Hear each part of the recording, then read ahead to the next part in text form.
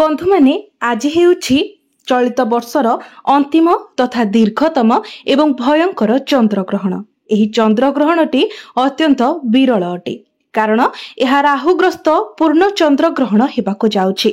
तो बंधु माने आजिर दिन रे नकारात्मक शक्तिर ऊर्जा बहु मात्रा रे बढ़ी जाय थाए कारण ग्रहण हेउ किंबा पराग हेउ एही समय दैवी शक्ति कम हो जाय थाए एवं नकारात्मक शक्तिर प्रभाव अधिक रही थाए। तो बंधु माने एपरी परिस्थिति रे आपण निजर फायदा पाई एक उपाय निश्चित भावरे पालन करिपारिबे। आजिर दिन रे जदि आपण नाली लंकार एही उपाय को पालन करूछंती तो एहा द्वारा आपण आपणक जीवन रे चलीथिबा अनेक गुड़िए समस्यार समाधान करिपारिबे। कारण आजिर दिन रे जदि आपण एही उपायटी को करूछंती तो एही उपायटी आपणको 100 गुणा अधिक फल प्रदान करिपारिबो। तो निश्चित भावरे आजिर दिन रे आपण नाली लंकार एही उपायटी को निश्चित भावरे पालन करंतु। नाली लंकार एही उपाय द्वारा आपणक जीवनरु शत्रु भय दूर हेबा सहित आर्थिक समस्या मध्य दूर होइजिबो। आपणक गृह रे जदि कहार खराब नजर लागिछि किंबा कोनोसी खराब शक्तिर प्रभाव रहिछि से सब मध्य दूर होइजिबो। कारण नजर दोष रे एपरि शक्ति रही थाए जहा आपणक उन्नति को नष्ट करि देई थाए, गृहर सुख समृद्धि को संपूर्ण भावरे नष्ट करि देई थाए।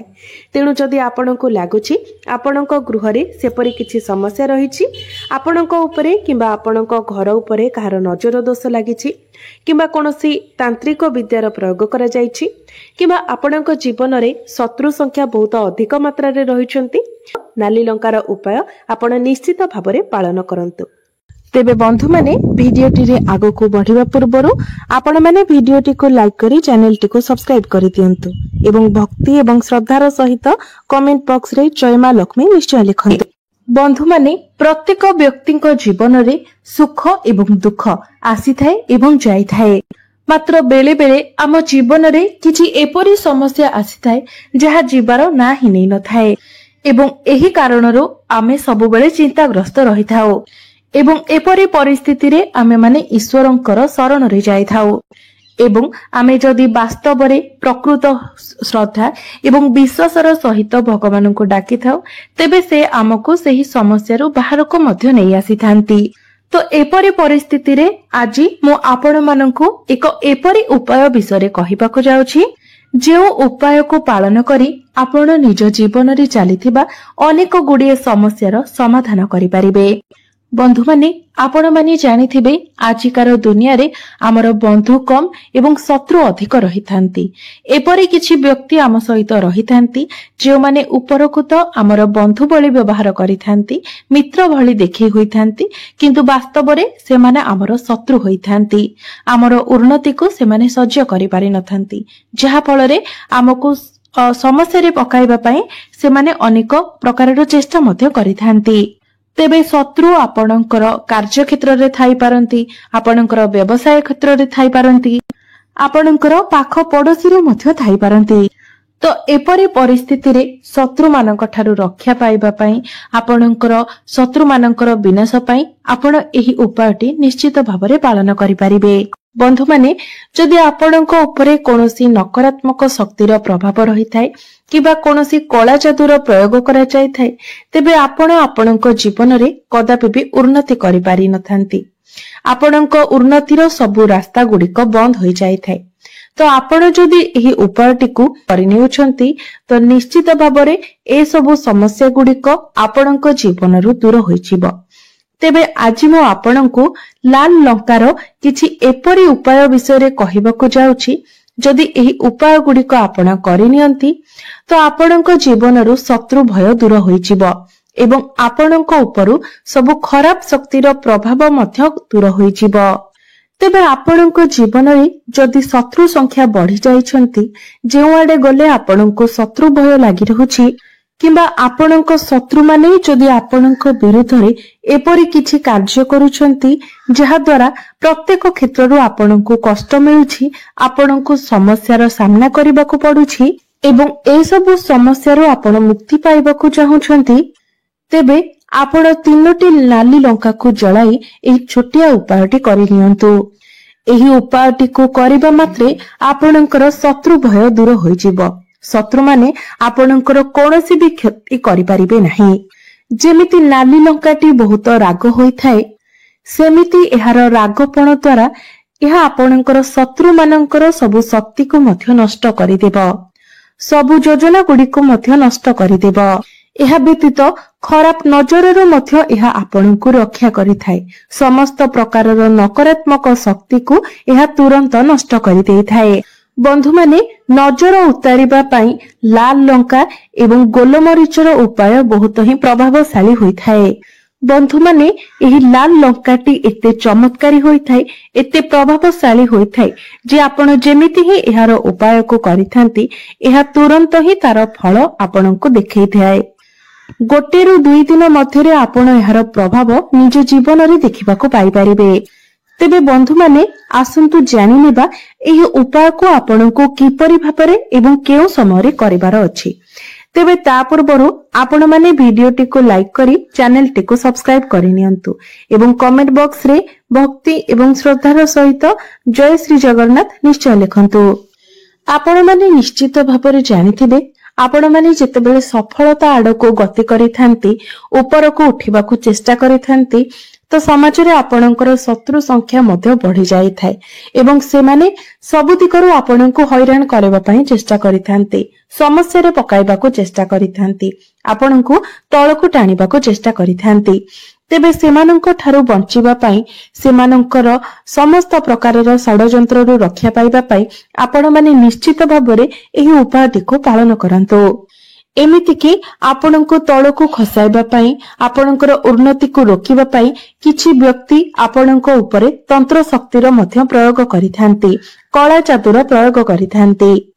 ବେଳେ ବେଳେ ଆପଣଙ୍କର ଘର ଉପରେ ଏସବୁ ପ୍ରୟୋଗ ହୋଇଥାଏ କିମ୍ବା ବେଳେ ବେଳେ ଆପଣଙ୍କର ବିଜନେସରେ ମଧ୍ୟ ଏସବୁ ପ୍ରୟୋଗ କରାଯାଇଥାଏ, ଯାହା ଫଳରେ ଆପଣଙ୍କର ଘରର ଉନ୍ନତି ହୋଇପାରିନଥାଏ କିମ୍ବା ଯଦି ଆପଣଙ୍କର ବିଜନେସ କରୁଛନ୍ତି, ଆପଣଙ୍କର ବିଜନେସରେ ଭଲ ଲାଭ ହେଉଥିବ, ତ ହଠାତ୍ କରି ଆପଣଙ୍କର ଲାଭ ବଦଳରେ କ୍ଷତି ହେବାକୁ ଲାଗିଥାଏ।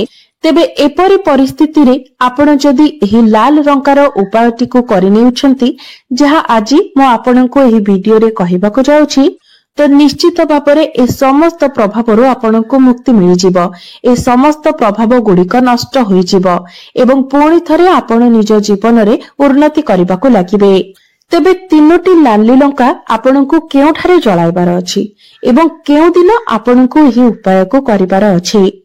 ତେବେ ସେଥିପାଇଁ ସର୍ବପ୍ରଥମେ ଆପଣଙ୍କୁ 3ଟି ନାଲି ଶୁଖିଲା ଲଙ୍କା ନେବାର ଅଛି ଏବଂ ଏମିତି ଲଙ୍କା ନେବେ ଯାହାକି ସମ୍ପୂର୍ଣ୍ଣ ଭାବରେ ନିଖୁଣ ହୋଇଥିବ ଏବଂ ସେଥିରେ ଡେମ୍ଫ ଲାଗିଥିବ।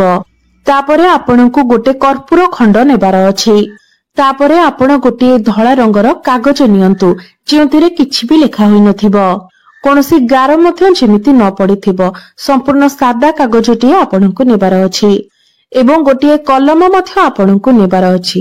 ଏପରି କଲମ ଯାହାର ରଙ୍ଗ କଳା ହୋଇଥିବ, ତାର ସାହିଟି ଯେପରି କଳା ହୋଇଥିବ। ତେବେ ଏହି ଉପାୟଟିକୁ ଆପଣଙ୍କୁ ଆପଣଙ୍କ ନିଜ ଘରେ କରିବାର ଅଛି। ମାତ୍ର ମନେ ରଖିବେ, ଆପଣ ନିଜ ଘରେ ଗୋଟେ ଏପରି ରୁମରେ ବସିବେ, ଯେତେବେଳେ ଆପଣ ଏହି ଉପାୟଟିକୁ କରିବେ, ଯେମିତି ସେହି ରୁମକୁ କେହି ନ ଆସନ୍ତି କିମ୍ବା ଏ ବିଷୟରେ ଆପଣଙ୍କୁ କେହି କିଛି ନ ପଚାରନ୍ତି। ଉପାୟଟି କରିବା ସମୟରେ ଆପଣ କବାଟଟିକୁ ବନ୍ଦ କରିଦେବେ। ଚେଷ୍ଟା କରିବେ ସେହି ସମୟରେ ଆପଣ ଏହି ଉପାୟଟିକୁ କରିବା ପାଇଁ ଯେଉଁ ସମୟରେ ଆପଣଙ୍କୁ କେହି ଡିଷ୍ଟର୍ବ କରିବେ ନାହିଁ। କାରଣ ଯଦି ଆପଣ ଏହି ଉପାୟଟି କରିବା ସମୟରେ କେହି ଦେଖି ନିଅନ୍ତି କିମ୍ବା ଆପଣଙ୍କୁ କିଛି ପଚାରି ଦିଅନ୍ତି, ତ ଏହି ଉପାୟଟି ତାର ପ୍ରଭାବ ଦେଖାଇ ନଥାଏ, ଏହି ଉପାୟଟି ନିଷ୍ଫଳ ହୋଇଯାଇଥାଏ। ସେଥିପାଇଁ ଏହି କଥା ପ୍ରତି ଆପଣଙ୍କୁ ବିଶେଷ ଧ୍ୟାନ ରଖିବାର ଅଛି। ତ ଏହି ଉପାୟଟି କରିବା ସମୟରେ ଆପଣ ଦକ୍ଷିଣ ମୁଖା ହୋଇ ବସିବେ, ଦକ୍ଷିଣ ଦିଗକୁ ମୁଖ କରି ବସିବେ। ଭୂମି ଉପରେ ବସି ଆପଣଙ୍କୁ ଏହି ଉପାୟଟି କରିବାର ଅଛି।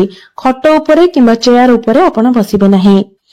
ତାପରେ ଆପଣ ଯେଉଁ କାଗଜଟି ନେଇଥିବେ ଏବଂ ଯେଉଁ କଳା ରଙ୍ଗର ପେନଟି ନେଇଥିବେ, ସେଥିରେ ଆପଣ ସେହି କାଗଜ ଉପରେ ଶତ୍ରୁ ଲେଖିବେ। ମନେ ରଖନ୍ତୁ, ଶତ୍ରୁର ନାମ ଆପଣ ଲେଖିବେ ନାହିଁ, କାରଣ ଏପରି କିଛି ଶତ୍ରୁ ଆପଣଙ୍କର ଥାଇପାରନ୍ତି ଯାହାକୁ ଆପଣ ଜାଣି ମଧ୍ୟ ନଥିବେ। ଆପଣ ତାଙ୍କୁ ନିଜର ମିତ୍ର ଭାବୁଥିବେ, କିନ୍ତୁ ବାସ୍ତବରେ ସେ ଆପଣଙ୍କର ଶତ୍ରୁ ହୋଇଥିବେ। ତ ତ ସବୁ ଶତ୍ରୁ ମାନଙ୍କର ନାମ ଲେଖିବା ମଧ୍ୟ ସମ୍ଭବ ହେବ ନାହିଁ। ତେଣୁ ଆପଣ କାହାର ନାମ ନ ଲେଖି କାଗଜ ଉପରେ ଶତ୍ରୁ ଲେଖିବେ।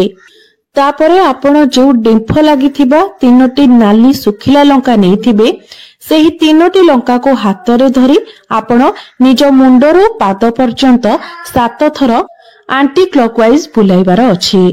ତ ଆପଣ ନିଜେ ହିଁ ସେହି ଲଙ୍କାକୁ ହାତରେ ଧରି ମୁଣ୍ଡର ଉପର ଠାରୁ ପାଦ ତଳ ପର୍ଯ୍ୟନ୍ତ ଆଣ୍ଟି କ୍ଲକୱାଇଜ 7 ଥର ବୁଲାଇବାର ଅଛି। ତାପରେ ଯେଉଁ କାଗଜରେ ଆପଣ ଶତ୍ରୁ ଲେଖିଛନ୍ତି, ସେହି କାଗଜ ଉପରେ ଆପଣ ସେହି 3ଟି ନାଲି ଲଙ୍କାକୁ ରଖିଦିଅନ୍ତୁ ଏବଂ ଯେଉଁ କର୍ପୂର ଖଣ୍ଡଟି ଆପଣ ନେଇଥିବେ, ସେହି କର୍ପୂରକୁ ମଧ୍ୟ ଆପଣ ଲଙ୍କା ପାଖରେ କାଗଜ ଉପରେ ରଖିଦିଅନ୍ତୁ। ତାପରେ ଆପଣ ସେସବୁକୁ ଏକ ଏପରି ଜାଗାକୁ ନେଇଯାଆନ୍ତୁ ଯେଉଁ ସ୍ଥାନଟି ପୁରା ଖୋଲା ହୋଇଥିବ। ଆପଣ ନିଜର ବାଲକୋନିକୁ ନେଇପାରିବେ, ଛାତ ଉପରକୁ ମଧ୍ୟ ନେଇପାରିବେ। ତେବେ ଧ୍ୟାନ ରଖିବେ, ଯେତେବେଳେ ଆପଣ ତାକୁ ନେଇକି ଜଳାଇବେ, ସେତେବେଳେ ଯେମିତି ଆପଣଙ୍କୁ କେହି ନ ଦେଖନ୍ତି, ଏ କଥାର ଆପଣ ଧ୍ୟାନ ରଖିବେ। ତେବେ ଯଦି ଆପଣ ରାତିରେ ଏହି ଉପାୟଟି କରିନିଅନ୍ତି, ତେବେ ଆପଣଙ୍କ ପାଇଁ ସବୁ ଦୃଷ୍ଟିରୁ ଭଲ ରହିବ। ତେବେ ସେହି ଲାଲ ଲଙ୍କା ଏବଂ ସେହି କାଗଜ ଯାହା ଉପରେ ଆପଣ ଶତ୍ରୁ ଲେଖିଛନ୍ତି ଏବଂ ସେହି କର୍ପୂର ଖଣ୍ଡକୁ ଏକାଠି ଆପଣ ଜାଳି ଦିଅନ୍ତୁ। ଯେମିତି ସମ୍ପୂର୍ଣ୍ଣ ଭାବରେ ସବୁକିଛି ଜଳିଯିବ, ସେଇଭଳି ଆପଣ ତାକୁ ଜଳାଇବେ। ତେବେ ଏସବୁ ଜଳି ସାରିବା ପରେ ଏହାର ଯେଉଁ ପାଉଁଶ ରହିଥିବ, ତାକୁ ନେଇ ଆପଣଙ୍କୁ ଆପଣଙ୍କର ଘରର ବାହାରେ ଫୋପାଡ଼ି ଦେବାର ଅଛି। ଯଦି ଏହି ଉପାୟଟିକୁ ଆପଣ ରାତି ସମୟରେ କରୁଛନ୍ତି, ତ ଆପଣ ଏହାର ପାଉଁଶକୁ ତା ପରଦିନ ମଧ୍ୟ ଫୋପାଡ଼ି ପାରିବେ ଏବଂ ଚାହିଁଲେ ସେହି ସମୟରେ ମଧ୍ୟ ଆପଣ ତାକୁ ଫୋପାଡ଼ି ଦେଇପାରିବେ। ଏବଂ ଯେତେବେଳେ ଆପଣ ସେହି ପାଉଁଶକୁ ଫୋପାଡ଼ିକି ଆସିବେ, ତ ଭୁଲରେ ମଧ୍ୟ ପଛକୁ ଚାହିଁବେ ନାହିଁ, ଫୋପାଡ଼ିବେ ଏବଂ ସିଧା ଆପଣ ଆପଣଙ୍କର ଘରକୁ ଆସିବେ। ବିଲକୁଲ ବି ଆପଣ ପଛକୁ ଚାହିଁବେ ନାହିଁ, ଯାହାକୁ କି ଆପଣଙ୍କୁ ଏ କଥାର ସମ୍ପୂର୍ଣ୍ଣ ଭାବରେ ଧ୍ୟାନ ରଖିବାର ଅଛି। ଏହି ଉପାୟଟିକୁ ଆପଣ ସପ୍ତାହର କୌଣସି ବି ବାରରେ କରିପାରିବେ। କୌଣସି ବି ଦିନରେ ଆପଣ ଏହି ଉପାୟଟିକୁ କରିପାରିବେ। ତେବେ ମନେ ରଖନ୍ତୁ, ଏହି ଉପାୟଟିକୁ ଅତି କମରେ ଆପଣଙ୍କୁ 3 ଥର କରିବାର ଅଛି, ଅର୍ଥାତ୍ 3 ଦିନ ଆପଣଙ୍କୁ ଏହି ଉପାୟଟିକୁ କରିବାର ଅଛି। ଯଦି ଆପଣ 3 ଥର ଲଗାତାର ଏହି ଉପାୟଟିକୁ କରିନେଉଛନ୍ତି, ନିଶ୍ଚିତ ଭାବରେ ଆପଣ ଏହାର ପ୍ରଭାବ ଆପଣଙ୍କ ଜୀବନରେ ଦେଖିବାକୁ ପାଇପାରିବେ। ଆପଣଙ୍କର ସମସ୍ତ ଶତ୍ରୁ ଧୀରେ ଧୀରେ ଦୁର୍ବଳ ହୋଇଯିବେ। ଆପଣଙ୍କ ବିରୁଦ୍ଧରେ ସେମାନେ ଆଉ କୌଣସି ବି ଷଡ଼ଯନ୍ତ୍ର କରିପାରିବେ ନାହିଁ, କିମ୍ବା ଯଦି ବି କରନ୍ତି, ତାର କୌଣସି ବି ପ୍ରଭାବ ଆପଣଙ୍କ ଉପରେ ପଡ଼ିବ ନାହିଁ।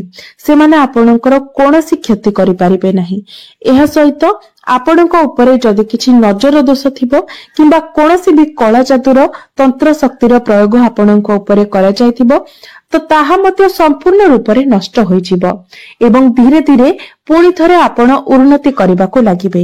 ଆପଣଙ୍କର ଘର ହେଉ କିମ୍ବା ବିଜନେସ ହେଉ, ଆପଣ ଧୀରେ ଧୀରେ ଏସବୁରେ ଉନ୍ନତି ଦେଖିବାକୁ ପାଇବେ। ଏହା ବ୍ୟତୀତ ନାଲି ଲଙ୍କାର ଆହୁରି ଅନେକ କିଛି ଉପାୟ ମଧ୍ୟ ରହିଛି। ତେବେ ଯଦି ଆପଣଙ୍କୁ ଦୀର୍ଘ ଦିନ ଧରି କୌଣସି ରୋଗ ବେମାରୀ ଲାଗି ରହିଛି, ଅନେକ ଚେଷ୍ଟା ପରେ ମଧ୍ୟ ଆପଣଙ୍କର ସ୍ୱାସ୍ଥ୍ୟରେ ସୁଧାର ଆସିପାରୁନାହିଁ, ତେବେ ସମସ୍ତ ପ୍ରକାରର ରୋଗ ଏବଂ ଦୋଷକୁ ଦୂର କରିବା ପାଇଁ ଆପଣ 7ଟି ନାଲି ଲଙ୍କା ନିଅନ୍ତୁ, କିଛି କଳା ରାଶି, 7ଟି ଜାଇଫଳ ଏବଂ କିଛି ଫିଟିକିରି ନିଅନ୍ତୁ। 7ଟି ଫିଟିକିରିର ଟୁକୁଡ଼ା ନେଇଯାଆନ୍ତୁ। ଗୋଟିଏ ଲାଲ କପଡାରେ ଏସବୁକୁ ଆପଣ ରଖିଦିଅନ୍ତୁ ଏବଂ ଏହାକୁ ଗୋଟିଏ ପୁଟୁଳି ବନାଇ ଦିଅନ୍ତୁ। ତାକୁ ନେଇ ଯଦି ଆପଣଙ୍କ ଘରର କୌଣସି ସଦସ୍ୟ ଦୀର୍ଘ ଦିନ ଧରି କୌଣସି ବେମାରୀରେ ପଡି ରହିଛନ୍ତି, ତ ତାଙ୍କ ପାଖରେ ଏହି ପୁଟୁଳିଟି ରଖିଦିଅନ୍ତୁ। ତେବେ ଏହି ଉପାୟଟିକୁ ଆପଣଙ୍କୁ ଶୁକ୍ରବାର ଦିନ କରିବାର ଅଛି। ତ ଶୁକ୍ରବାର ଦିନ ଆପଣ ଏହି ପୁଟୁଳିଟିକୁ ନେଇକି ତାଙ୍କ ପାଖରେ ରଖିଦିଅନ୍ତୁ। ତା ପରଦିନ ଅର୍ଥାତ୍ ଶନିବାର ଦିନ ସେହି ପୁଟୁଳିଟିକୁ ନେଇକି ଆପଣଙ୍କ ଘର ପାଖରେ ଥିବା କୌଣସି ବି ଓସ୍ତ ଗଛ ମୂଳରେ ରଖିଦିଅନ୍ତୁ। ଯଦି ଆପଣ ଏପରି କରନ୍ତି, ତେବେ ଦେଖିବେ ସେହି ବ୍ୟକ୍ତିଙ୍କର ସ୍ୱାସ୍ଥ୍ୟରେ ଧୀରେ ଧୀରେ ସୁଧାର ଆସିବାକୁ ଲାଗିବ ଏବଂ ସେ ନିଜକୁ ସୁସ୍ଥ ଅନୁଭବ କରିବେ। ଯଦି ଆପଣଙ୍କର ଧନ କୌଣସି ଜାଗାରେ ଅଟକି ଯାଇଛି, ଆପଣ କାହାକୁ ଧାର କରଜ ଦେଇଛନ୍ତି, ତାହା ଆପଣଙ୍କୁ ଫେରସ୍ତ ମିଳିପାରୁନାହିଁ କିମ୍ବା କୌଣସି ବି କାରଣରୁ ଆପଣଙ୍କର ଟଙ୍କା କେଉଁଠାରେ ଅଟକି ଯାଇଛି ଏବଂ ଆପଣଙ୍କୁ ତାହା ମିଳିପାରୁନାହିଁ, ଅନେକ ଚେଷ୍ଟା ପରେ ମଧ୍ୟ ସେହି ଟଙ୍କା ଆପଣଙ୍କୁ ମିଳିପାରୁନାହିଁ, ତ ଆପଣ ଗୋଟିଏ କପଡାରେ ଲାଲ ଲଙ୍କା ବାନ୍ଧି ରଖିଦିଅନ୍ତୁ ଏବଂ 1 ସପ୍ତାହ ପରେ ସେହି କପଡାକୁ ବଦଳାଇ ଦିଅନ୍ତୁ। ପୁଣି ଆଉ ଗୋଟିଏ କପଡାରେ ସେହି ଲଙ୍କାକୁ ଆପଣ ବାନ୍ଧି ଦିଅନ୍ତୁ। ଏପରି ଯଦି ଆପଣ କରନ୍ତି ତ ଆପଣଙ୍କର ଅଟକି ରହିଥିବା ଧନ ପୁଣି ଥରେ ଆପଣଙ୍କୁ ମିଳିପାରିବ। ବନ୍ଧୁମାନେ, ଯଦି ଆପଣ ବେପାର ବାଣିଜ୍ୟ କରୁଛନ୍ତି ଏବଂ ସେଥିରେ ଆପଣ ସବୁବେଳେ ଲାଭ ପ୍ରାପ୍ତି କରିବା ପାଇଁ ଚାହୁଁଛନ୍ତି, ଆପଣଙ୍କର ବିଜନେସକୁ ଆଗକୁ ବଢାଇବା ପାଇଁ ଚାହୁଁଛନ୍ତି, ତ ସେଥିପାଇଁ ମଙ୍ଗଳବାର ଦିନ ଆପଣ 7ଟି ନାଲି ଲଙ୍କା ନେଇଯାଆନ୍ତୁ ଏବଂ ଗୋଟିଏ ଧଳା ରଙ୍ଗର କପଡାରେ ସେହି ଲଙ୍କାକୁ ବାନ୍ଧି ଆପଣ ଗୋଟିଏ ପୁଟଳି ବନାଇ ଦିଅନ୍ତୁ ଏବଂ ତାକୁ ନିଜର ଧନ ରଖୁଥିବା ସ୍ଥାନରେ ନେଇ ରଖିଦିଅନ୍ତୁ। ଅର୍ଥାତ୍ ବିଜନେସରେ ଆପଣ ଯେଉଁଠାରେ ଆପଣଙ୍କର ଟଙ୍କାକୁ ରଖୁଛନ୍ତି ସେଠାରେ ରଖିଦିଅନ୍ତୁ। ଏହି ଉପାୟଟିକୁ କରିବା ଦ୍ୱାରା ବିଜନେସରେ ଆପଣଙ୍କର କେବେ କ୍ଷତି ହେବ ନାହିଁ ଏବଂ ଆପଣଙ୍କର ବିଜନେସରେ ଆପଣଙ୍କର ଉନ୍ନତି ହେବାକୁ ଲାଗିବ, ଆପଣଙ୍କର ଧନରେ ବୃଦ୍ଧି ହେବାକୁ ଲାଗିବ। ତେବେ ବନ୍ଧୁମାନେ, ମୋର ଏହି ଭିଡିଓଟି ଯଦି ଆପଣମାନଙ୍କୁ ଭଲ ଲାଗିଥାଏ ତେବେ ଭିଡିଓଟିକୁ ଲାଇକ୍ କରି ଚ୍ୟାନେଲଟିକୁ ସବସ୍କ୍ରାଇବ କରିଦେବେ ଏବଂ କମେଣ୍ଟ ବକ୍ସରେ ଭକ୍ତି ଏବଂ ଶ୍ରଦ୍ଧାର ସହିତ ଜୟ ଶ୍ରୀ ଜଗନ୍ନାଥ, ଜୟ ମା ଲକ୍ଷ୍ମୀ